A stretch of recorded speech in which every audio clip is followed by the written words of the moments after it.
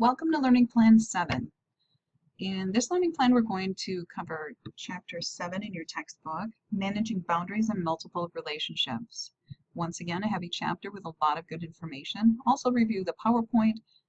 Definitely review key terms. You're going to read two chapters, 16 to 18 on Lying on the Couch. You're going to watch some scenes from Good Will Hunting, which is an amazing movie. And Managing Therapeutic Boundaries in Rural Areas. You're going to submit your resume after approved by transfer and placement, and you'll submit your cover letter after approval by transfer and placement. Definitely look through that assignment. Contact me if you have questions. You're going to post and participate on the discussion board and also post responses to your case studies and discussion board. This chapter, Managing Boundaries in Multiple Relationships, is beyond important. It is important if you live in a city, it's important if you live in a rural area, it's important if you work with children or adults, because there is so many gray areas that you need to contemplate. So you're going to better understand and learn the ethical guidelines regarding dual or multiple relationships. What if a client of yours goes to your church?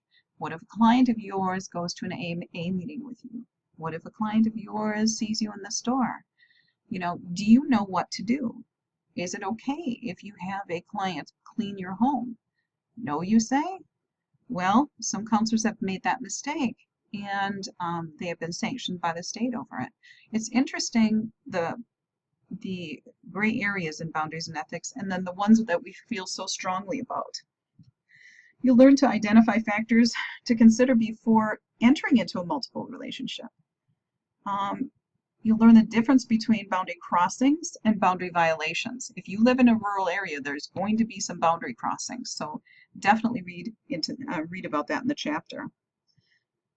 You'll explore the pros and cons of bartering for professional services. You think you're not going to do it? If you work in some areas, people do barter for professional services. You'll have to decide through the principles if that's correct or not. You're going to learn to describe ethical issues regarding forming social relationships with current or former clients. What does the state of Wisconsin say is the correct time period that you can actually have any sort of relationship with a client? Are you familiar with how many years that is? Do you know if you can ever have a relationship with a former client? These are things you need to know in the field. Very important things. You need to be able to articulate guidelines for dealing with sexual attractions in the therapy relationship and recognize the ethical and legal aspects of sexual misconduct. Unfortunately, in this field, I have seen a few people who I was surprised at get sanctioned for sexual violations. And we need to be aware and to have strong boundaries in this field so we do not cross that line. And you also will learn about clarifying guidelines for the use of touch in the therapy relationship. Once again, do your self-inventory. It's an excellent way to understand what you know, what you may be a little hazy on. I really like the case studies in here and the talking about a rural area.